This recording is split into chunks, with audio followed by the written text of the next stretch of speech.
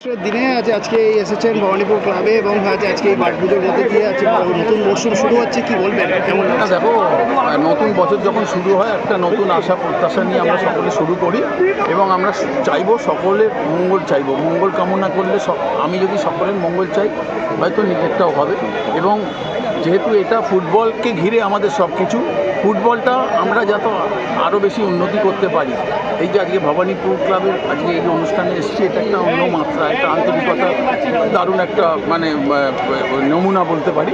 কিন্তু ফুটবল নিয়ে যদি বলি, ফুটবলে আমাদের আরও বেশি উন্নতি করতে হবে, কারণ আমরা সবাই জানি ভারতীয় ফুটবলের মান কোনখানে আছে বা অন্যান্য লিগ যে মানগুলো কোনখানে আছে। তো সুতরাং আমরা যদি প্রত্যেকে নিজের মতো করে চেষ্টা করি তাহলে আমরা আরও নিজেদেরকে তুলে ধরতে পারি। এই বছর মোহনবাগানে একসঙ্গে সিল ট্রফি দুটোই একসঙ্গে এসছে এবং একসঙ্গে কিন্তু ত্রিমুকুট বলতে গেলে হকি লিগও চ্যাম্পিয়ন হয়েছে, কি বলবেন? না, এইগুলো প্রত্যাশা ছিল এবং এইগুলো দেখো, মোহনবাগান ইস্টবেঙ্গল মোহামেডান ট্রফি জয়ের জন্যই, কিন্তু মোহনবাগান যে ধারাবাহিকতাটা দেখাতে পারছে অন্য দল দুটো দেখাতে পারছে না আনফর্চুনেটলি।